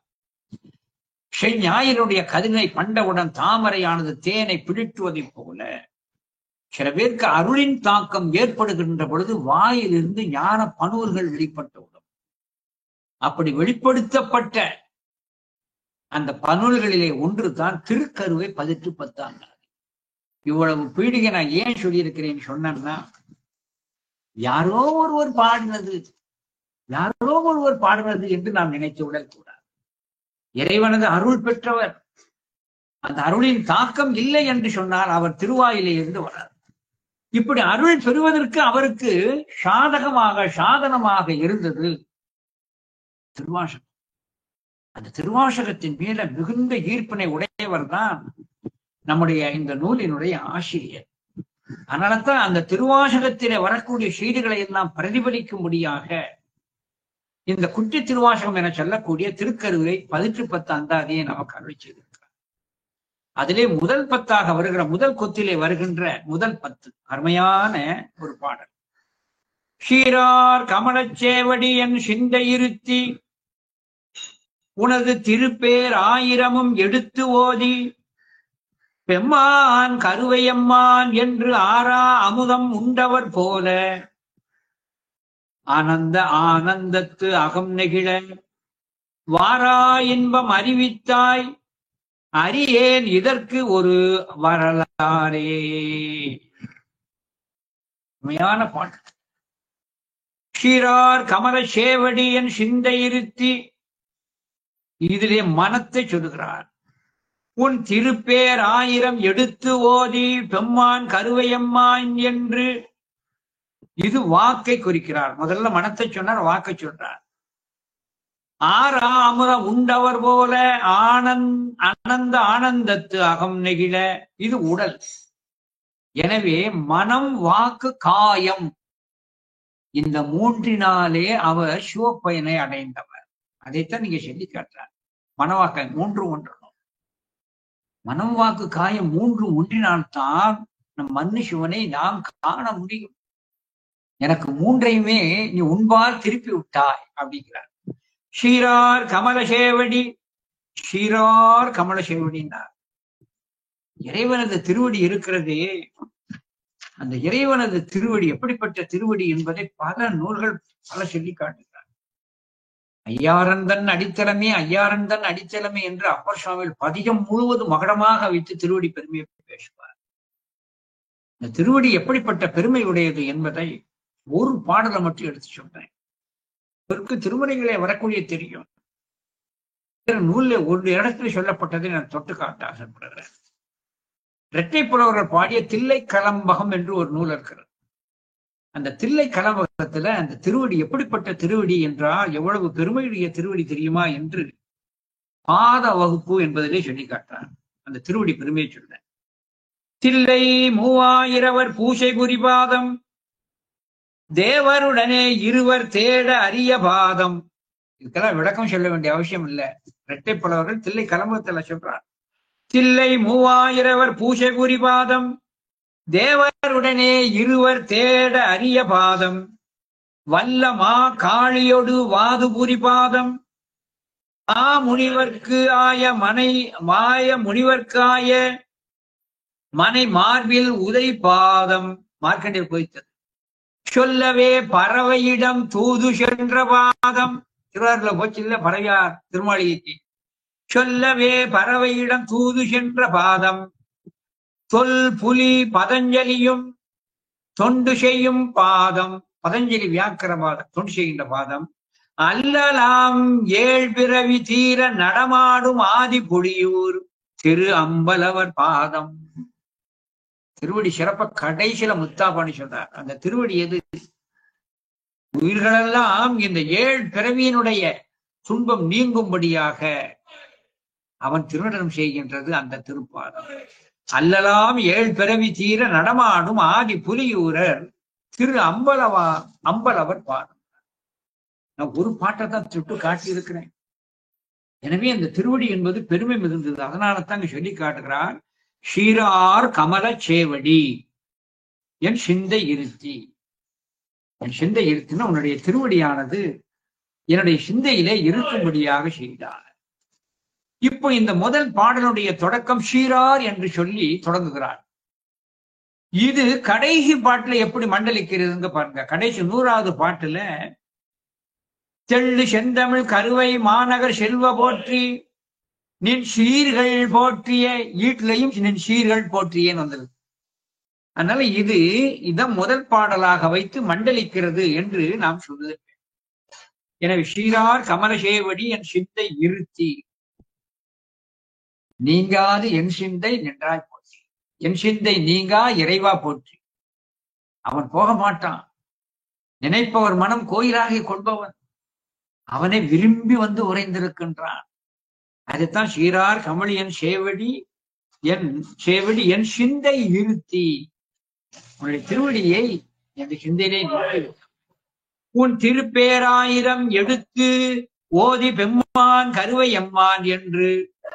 உன்னுடைய திருப்பேர் 1000. இந்த இடத்துல 1000னா 1000னு அர்த்தம் இருக்கக்கூடாது. எண்ணற்ற பெயர்கள். ஓர் நாமம் ஓர் உருவம் ஒன்றும் இல்லார்க்கு 1000 திருநாமம். அதை அப்படியே பிரதிக்கிறார். அப்ப நான் சொல்லிட்டு வருகின்ற ஒரு பொருள் திருவாசகத்துல உள்ள தொடர்களை நினைவு கொண்டு வரும். ஒன்றும் இல்லார்க்கு 1000 திருநாமம், 1000 நாமம்னு இல்லை, நாம சொல்லணும். இடத்துல ஒண்ணு சொல்லிக் கொள்றேன், கருத்தை நான் ஸ்தாபிக்கிறேன். நாமங்களை நாம சொல்லணும். நாமங்கள் பேசி பிதற்றுவார், நாமங்களே பேசுவார். இந்த நாமங்கள் அத்தனையும் அவன் திருமேனிக்காக இடப்பட்ட நாமம் அல்ல, அவன் செய்கின்ற அருள் லீலையில வரக்கூடிய காரண இடுகுறி பெயர். காரண இடுகுறி பெயர் அதான் வச்சுக்கணும். ஒவ்வொன்றுக்கும் ஒரு பொருள் இருக்கிறது, ஒவ்வொன்றுக்கும் ஒரு பொருள் இருக்கிறது. இது எப்படிங்கிறதுக்கு உங்களுக்கு ஒரு சின்ன விளக்கம் சொன்னேன். முதல்ல சுவாமியினுடைய திருமேனியிலே பாதியை பெற்றது விஷ்ணு தான். அந்த விஷ்ணு சிவனுடைய பாதி மேனியில் இருப்பதை கண்ட உமையானவள், நானும் சிவனது திருமேனியிலே பாதியை பெற வேண்டும், நீ எப்படி பெற்றாய் என்ற அந்த உபாயத்தை நெறிய சொன்னா நானும் பின்பற்றி அந்த நெறியிலே நின்று நான் சிவனது பாதி உடம்பை நான் பெற்று விடுவேன்னு சொன்னார். அப்ப விஷ்ணுமூர்த்தி என்ன சொன்னார் தெரியுமா? நான் சிவனுடைய திருமேனியிலே பாதியாக நான் பெற்றதற்கு காரணம் நான் செய்த ஒரு அரிய செயல். தினமும் மலர்களை கொண்டு அவனது நாமத்தை சொல்லி திருவடியிலே அர்ச்சித்தேன். நல்லா கவனமா சொல்லணும். அவனது நாமத்தை சொல்லி திருவடியை அர்ச்சித்தேன். அவனது நாமத்தை பேராயிரம் பரவி எண்ணற்ற நாமங்களை சொல்லி அவனது காரண இருகுடி பெயராக இந்த பெயரை பூரா நான் சொல்லி சொல்லி அர்ச்சித்ததன் பலனாகத்தான் பெருமான் அகமகிழ்ந்து எனக்கு மேனியிலே பாதியாக இருக்கும்படி அருள் புரிந்தார். அப்படியே செய்கிறேன். அப்படி சொல்லுகின்ற அந்த நாமங்கள் தான் அதையே பின்பற்றி உமையவளானவன் நாமாவளி என சொல்லக்கூடிய அந்த அர்ச்சனையை செய்து சிவபெருமானுடைய மேனியிலே பாதியை பெற்றார். அந்த நாமங்கள் அத்தனையும் பார்த்தேன்னா அதுதான் இன்றைக்கு திருக்கோயிலிலே அந்த பெயருக்கு முன்பாக ஓம் என்பதை வைத்து அந்த பேருக்கு பின்னால நமக என்பதை வைத்து அர்ச்சனைங்கிற செய்யும். அந்த வடமொழியிலே இருக்கிற அந்த அர்ச்சனை இருக்கிறதே அது அத்தனையும் சிவனது நாமங்கள். காரண இடுகுறி பெயர். ஓம் நீலகண்டாய நமக, என்னது திருநீலகண்ட நாமத்தை சொல்லி. ஓம் அம்பிகை நாதாய நமக, அம்பிகை நாதாய, இவர்களுக்கெல்லாம் தாயாக இருக்கின்ற அந்த அம்பிகையினுடைய நாயகன் யாரு? சிவபெருமான். நிறைய இருக்கிறது. திருவருள் கூட்டி வைக்க அந்த அஷ்டோத்திரத்திலே வரக்கூடிய சிவ அஷ்டோத்திர சத நாமாவளியில வரக்கூடிய ஒவ்வொரு பெயருக்கும் விளக்கம் சொல்லுகின்ற நூல் இருக்கிறது. திருவருள் கூட்டி வச்சா ஒரு நாளைக்கு அந்த பெயரை சொல்லி விளக்கம் சொல்றேன். அதை கேட்டாலே நமக்கு மெய்சில் இருக்கும். இறைவனது புகழ் அத்தனையும் இந்த அர்ச்சனையில் அல்லவோ இருக்கிறது என்று சொல்லி காட்டினார்கள். ஆகையினாலே தான் திருநெல்வேலியில இருந்த அந்த காலத்து சைவ சீடர்கள் எல்லாம் சிவாலயங்களில் அந்த வடமொழி அர்ச்சனையே வேண்டும் என்று வாதித்தார்கள். எனவே அதிலே அவனது பெருமைகள், அவனது நாமம் அத்தனையும் அவனது காரண இடுகுறி பெயராக பெருமையாக அமையும். அதை சொல்லுகின்ற பேர் எனக்கு கிடைத்தது. உன் திருப்பேர் 1000 எடுத்து ஓதி பெம்மான் கருவையம்மான் என்று ஆறாமுதம் உண்டவர் போல. பெம்மான் மேலான கடவுளே, கருணையம்மான் திருக்கருவையிலே வீற்றிருக்கின்ற பெருமானை என்று ஆறா அமுதம் உண்டவர் போல, ஆறா அமுதம் உண்டவர் போல நான் அனந்தானந்தத்து அகிலமல்ல, பருக பருக தெவிட்டாத திருத்திக் கொள்ள முடியாத அளவிற்கு ஆவலை தூண்டுகின்ற அந்த அமுதம் போன்று உண்டவர் போல அனந்த ஆனந்தத்து அகம் மகிழ. அனந்த ஆனந்தம், அனந்த ஆனந்தம்னு என்னது? வற்றாது முற்றாது அந்த திருக்கோயிலார்ல உள்ளது அப்படியே சொல்லணும். இந்த இன்பம் எப்படி வற்றாத முற்றாத பேரின்பம். அனந்த ஆனந்தத்து அகம் நெகிழ வாரா இன்பம் அறிவித்தாய், வாரா இன்பம் அறிவித்தாய். தந்தது உந்தன்னே கொண்டது என்ன சங்கரா ஆர்களோ சஸ்திரம். அந்தம் ஒன்றில்லா ஆனந்தம் பெற்றேன். அதைத்தான் இங்க சொல்லி காட்டார். அதனால்தான் குட்டி திருவாசகன பேர். அந்தம் ஒன்றில்லா ஆனந்தம் பெற்றேன். ஆகையினாலேத்தான் அழகாக அனந்த ஆனந்தத்து அகம் நெகிழ வாரா இன்பம் அறிவித்தாய். எளிதிலே எவருக்குமே கிட்டாத அந்த இன்பத்தை எனக்கு அனுபவம் கூட முடியாத செய்தாய். அறியேன் இதற்கு ஓர் வரலாறே. இப்படி நான் பேரானந்த பெருவெள்ளத்திலே திரிப்பதற்கு அறியேன் இதற்கோர் வரலாறே. அறியேன் இதற்கொரு வரலாறேன்னா என்ன அர்த்தம்? இது எதனால் விளைந்தது என்ற காரணத்தை அறியாமல் இருக்கிறேன். எதனால் விளைந்தது சொல்லி காட்ட. எப்பொழுதுமே ஒரு புண்ணியத்தின் பலனைத்தான் இந்த ஆன்மாவை அணுக முடியாம செய்யும். உதாரணமாக இப்படியெல்லாம் இறைவனது நாமத்தை சொல்லி இப்படி செய்ய வேண்டும் என சொன்னா அதுக்கு ஒரு புண்ணிய செயல் இருக்கணும். சொல்றார், நம் மேல் புண்ணியத்தில பாழ்சை விழாவி பயனிலியாய் கிடப்பதற்கு கீழ்சை தவத்தால் கிளியீடு நேர்பட்டு. யாரு? மாணிக்கவாசகர் சொல்லி காட்டுறார். பாழ்சை விழாவி பயனிலியாய் கிடப்பதற்கு கீழ்சை தவத்தால் கிளியீடு நேர்பட்டுங்கிறார். கிளியீடு நேர்பட்டு அப்ப என்ன அர்த்தம்?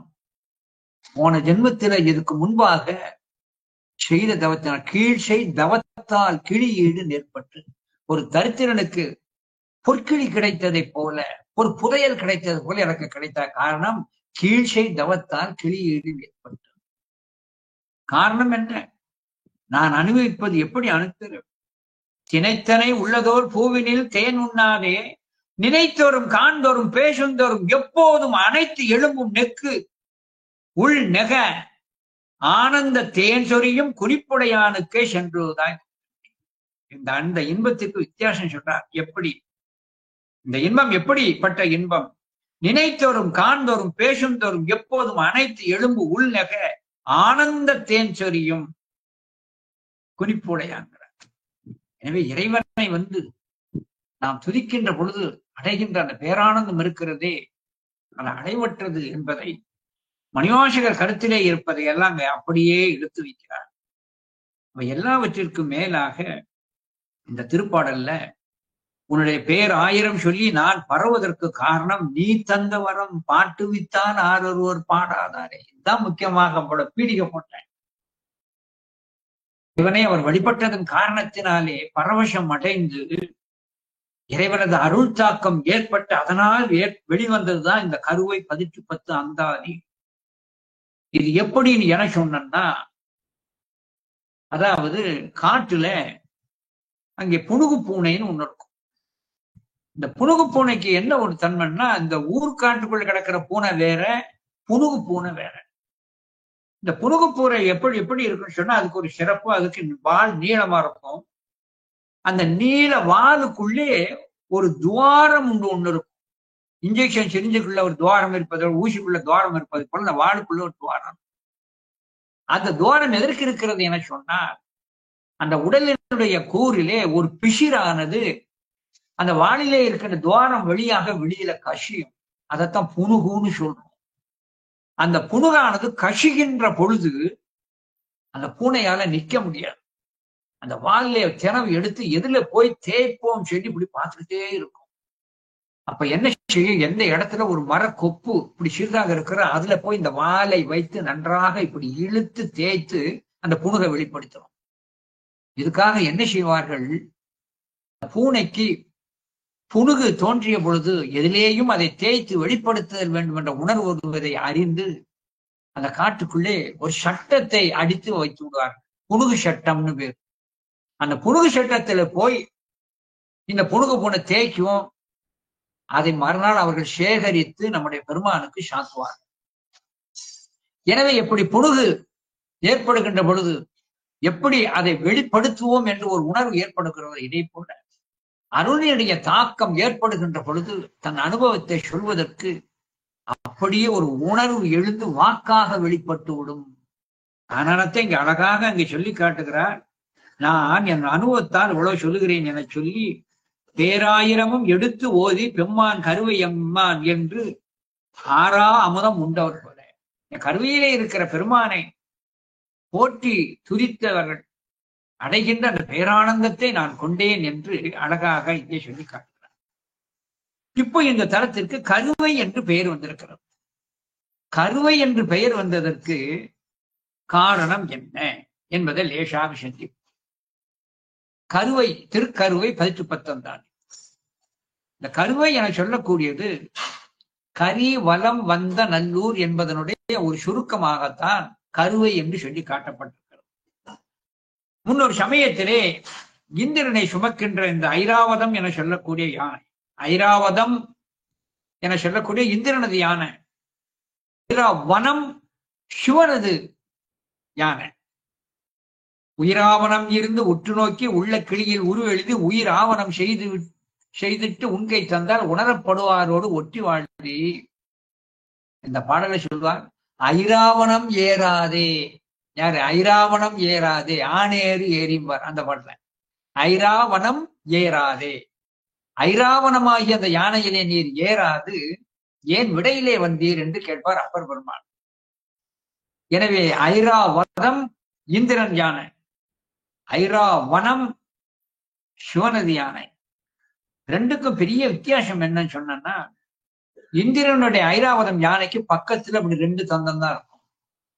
ஆனா சிவபெருமான ஆரோகணித்து வருகின்ற அந்த யானை இருக்கிறதே, அதுக்கு ஒரு பக்கத்துக்கே 1000 தந்தம் இருக்கும். ஒரு பக்கத்துக்கு 1000 தந்தம் இருக்கும். சமயத்திலே இந்திரனை சுமக்கின்ற ஐராவதம் யானையானது துர்வாச முனிவருடைய சாபத்திற்கு அது இலக்கானது.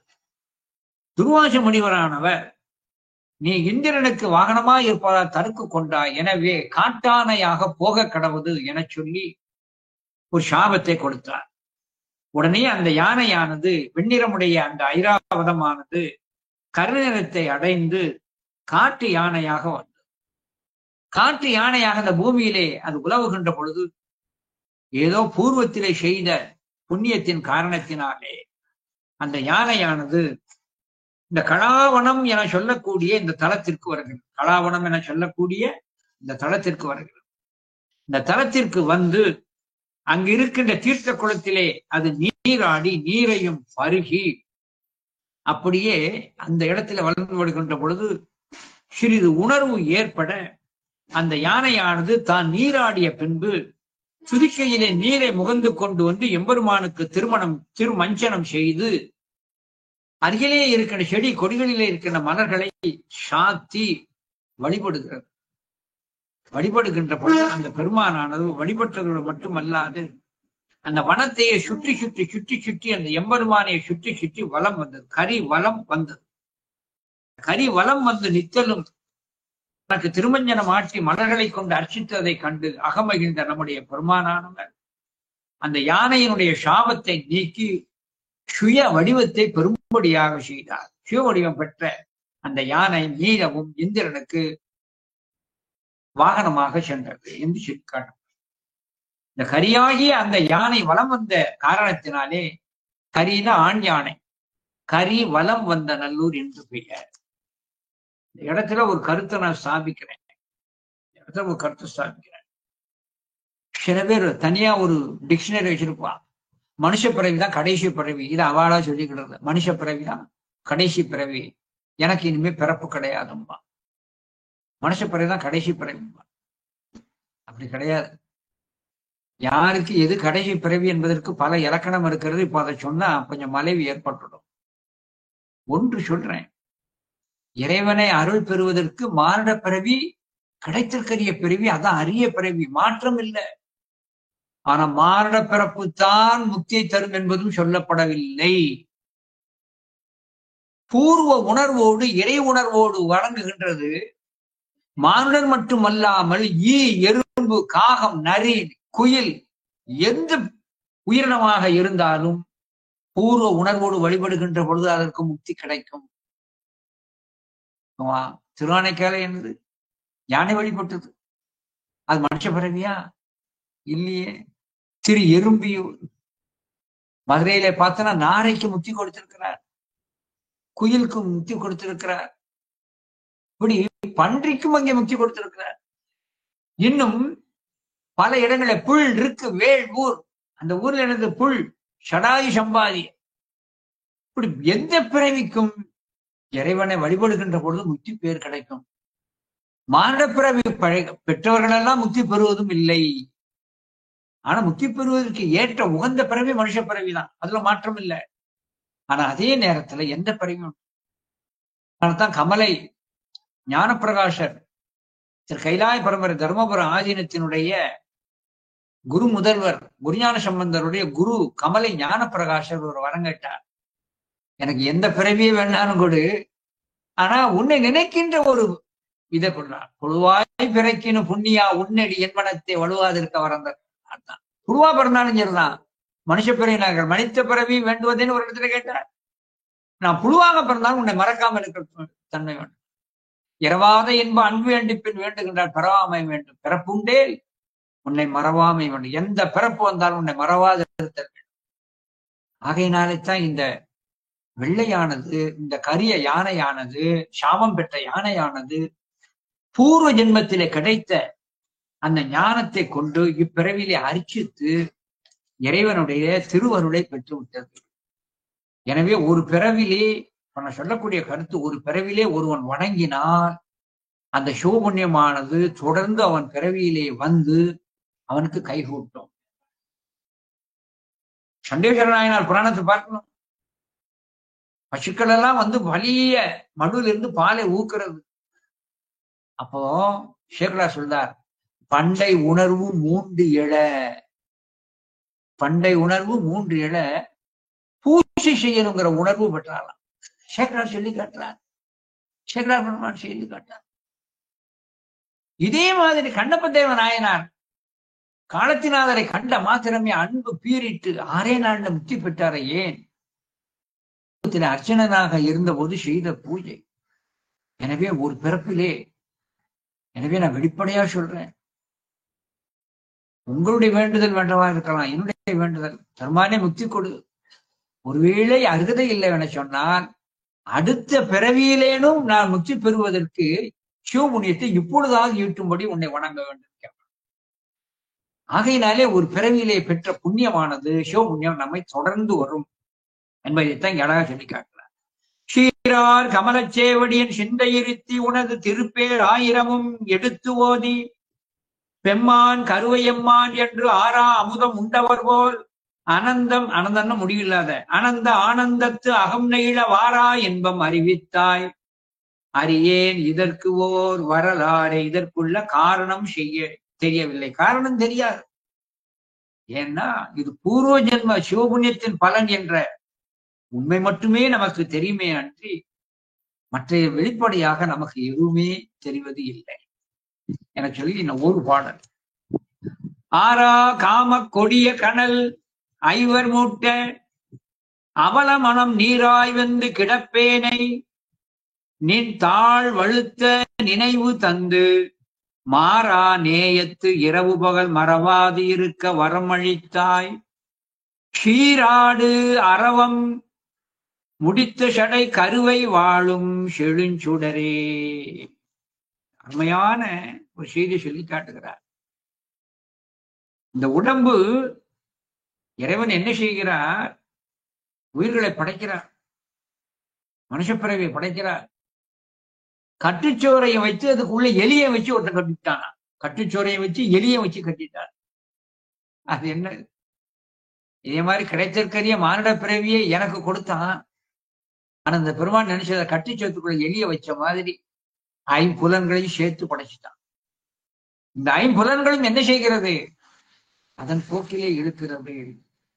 ஆரா காம கொடிய கனல் 5 மூட்ட மெய் வாய் கண் மூக்கு செவி என சொல்லக்கூடிய 5 புலன்களும் தீராத அவாவினை எனக்கு கொடுத்து கொண்டே இருக்கிறது. அவல மனம் நீராய் வெந்து கிடப்பேனே. அப்படி மனமானது அழிந்து வியாகுலம் கொண்டு மனம் நொந்து கிடக்கின்ற என்னை நின்றாள் வழுத்த நினைவு தந்து, நின்றால் வழுத்த நினைவு தந்திருந்தார். இதான் ரொம்ப முக்கியம். கஜேந்திரன் யானை முதல்ல வந்து பிடிச்சது, காலை பிடிச்சிட்டு, ஆளை பிடிச்ச உடனே அது செய்த புண்ணியத்துல என்ன சொன்னது? காப்பாத்து காப்பாத்து காப்பாத்துல சொன்னது. அது ஓன்னு ஊழையிட்டுதான் குளிரியதா இல்லையே. அந்த யானை செய்த தவத்தினாலே ஆதிமூலம் ஆதிமூலம் ஆதிமூலம் ஆதிமூலம் கூப்பிட்டது. அப்படியேதான் பெருமாள் திருச்செவிக்கு எட்டியது. மாவட்ட ஆட்சித்தலைவர் அவர் செய்தி வருது, இந்த இடத்திலே கலவரம் நடக்கிறதுன்னா உடனே மாவட்ட ஆட்சித்தலைவர் நேரில் போக மாட்டார். தாசில்தாருக்கு போன் போட்டு என்னன்னு போய் பார்த்து அதை சரி பண்ணிட்டு வாம்பார். எனவே மாவட்ட ஆட்சித்தலைவர் வட்டாட்சியரை அனுப்புவதை போல பரம்பொருளாகிய சிவபெருமான் தன்னுடைய பிரதிநிதி ஆகிய அந்த திருமால் அனுப்புறார். அனுப்புவது எதை அனுப்புறார்? தான் அவனுக்கு கொடுத்த சுதர்சன சக்கரத்தை வைத்து அவர் மீட்டு விடுவாருங்கிறதுக்காக அனுப்பார். எனவே இறைவனது ஏவலினாலே திருமால் சென்று சிவன் கொடுத்த சுதர்சன சக்கரத்தை ஏவுறார். அந்த முதலை வலி இழந்தது, யானை பிழைத்தது. ஆக தனக்கு இடருற்ற காலத்திலே அதிமூலம்னு சொல்லக்கூடிய நினைவு வந்துதான் தான் செய்த புண்ணியம். இதே பாடத்தங்க சொல்றார், நின்றால் வழுத்த நினைவு தந்து, நின்றால் வழுத்த நினைவு தந்து அப்படின்னு என சொல்லி காட்டுகிறார். எனவே இடருற்ற காலத்திலே அவனை கூவி அழைக்கின்ற நினைவு நமக்கு வருதல் வேண்டும்.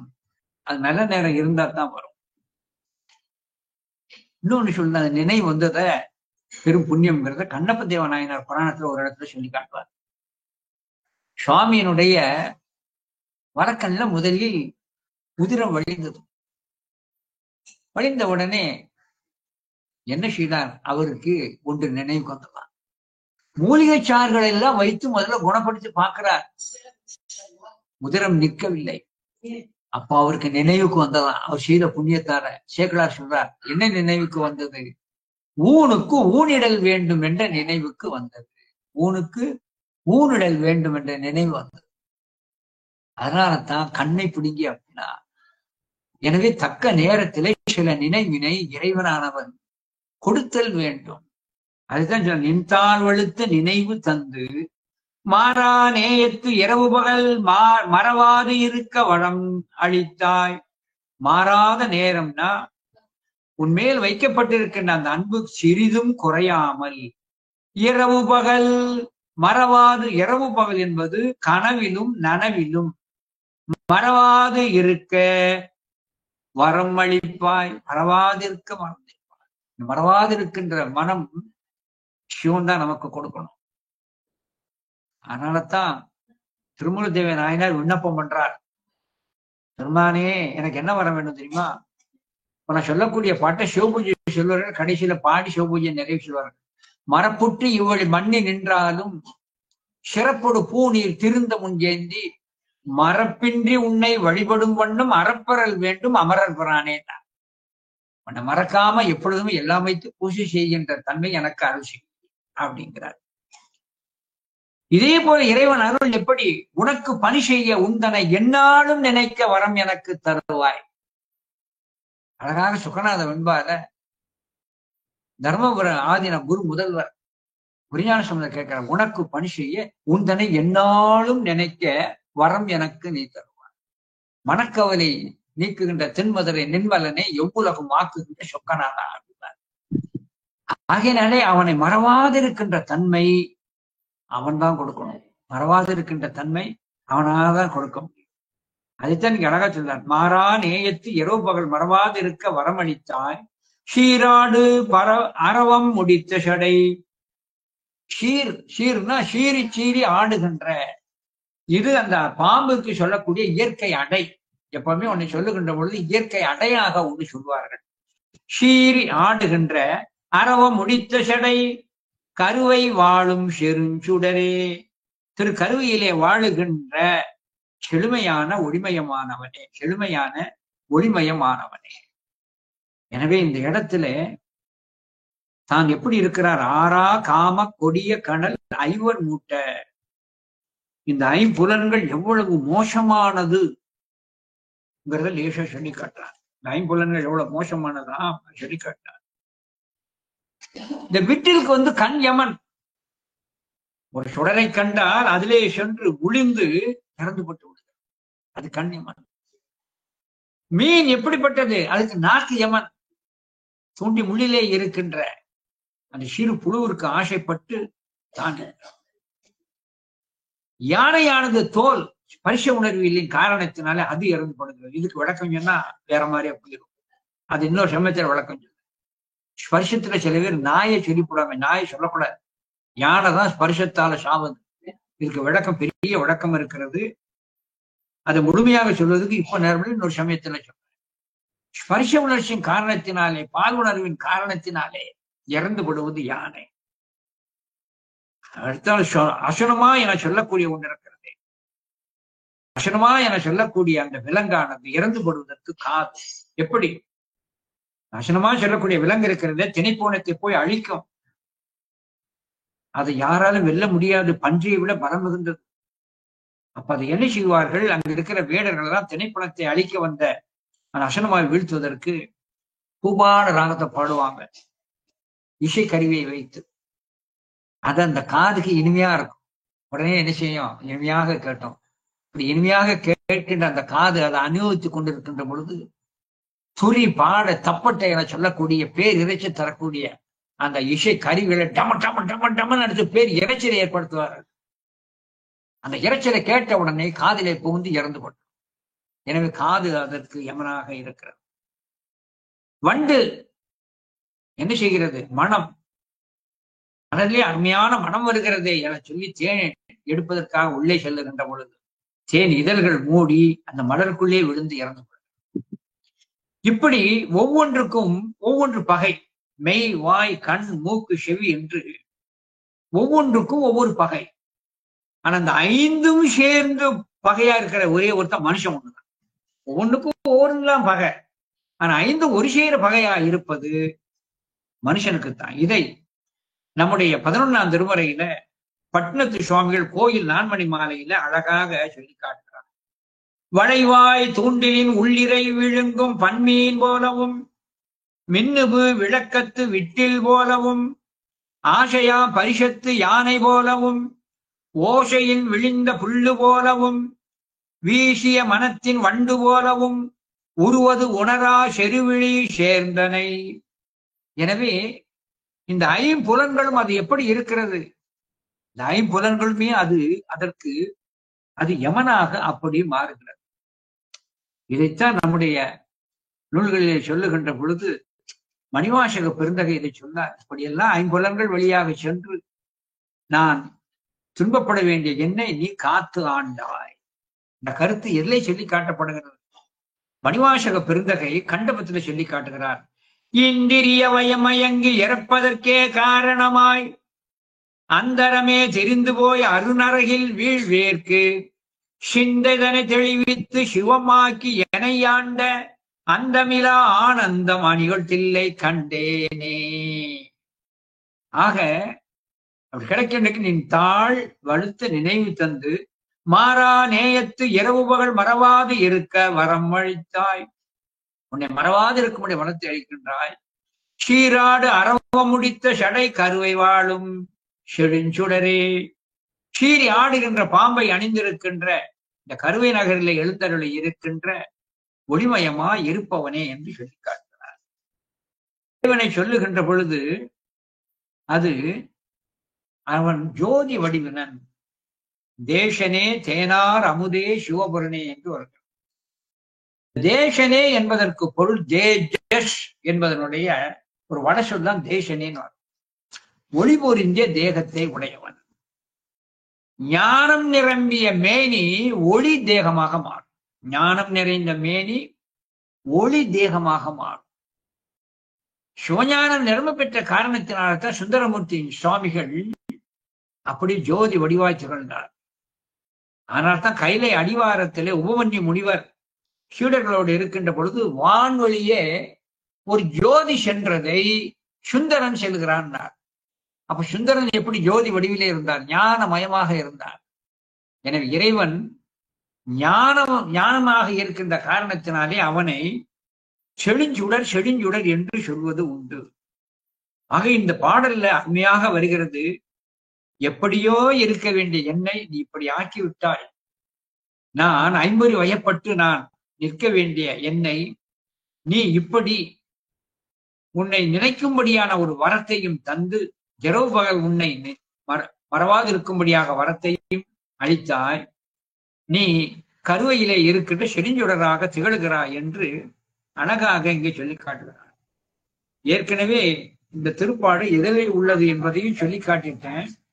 இந்திரிய வயம் வயங்கி இறப்பதற்கே காரணம் என்று இதே கருத்தை அச்சோபதிகத்திலும் வந்து அழகாக சொல்லி காட்டுகிறார். அச்சோபதிகத்திலையும் எப்படியெல்லாம் இருக்க வேண்டிய என்னை நீ இப்படி பக்குவப்படுத்தி விட்டாயே என்று அச்சோபதிகம் முழுவதும் சொல்லி காட்டுவார். எப்படி? முத்தி நெறி அறியாத மூர்க்கரோடு முயல்வேனை பத்தி நெறி அறிவித்து பலவினைகள் பாரும் வண்ணம் சித்த மலம் அறிவித்து சிவமாக்கி எனையாண்ட அத்தன் எனக்கு அருளியவாறு ஆர் பெறுவார் அச்சோவே. எனவே அங்கே கண்டபத்திலே சொல்லுகின்ற பொழுதும் சிந்தனையை தெளிவித்து சிவமாக்கி எனையாண்டே என்றார் மணிவாசர். அச்சோபதிகத்தையும் சித்தமலம் அறிவித்து சிவமாக்கி எனையாண்டார். எனவே நம்முடைய மனத்தை திருப்பி சிவமாம் தன்மை ஆக்குவது அவனது பேரருள் என்பது இங்கே அழகாக இந்த இரண்டாவது திருப்பாடலிலே கூடுகிறார் என சொல்லி எஞ்சிய திருப்பாடல்களை நம் அடுத்த அமர்விலே நாம் சந்திப்போம் என சொல்லி இந்த அளவிலே நிறைவு செய்கிறேன். நன்றி, வணக்கம். கீத வேதம் கிளர் மகம் மல்குக சீத மும்மழை திங்கள் தோறும் பெய்க போதம் மெய் அறம் ஆதி பொறிகுக சாதல் இல் அடியார்கள் தழைக்கவே. திருச்சிற்றம்பலம்.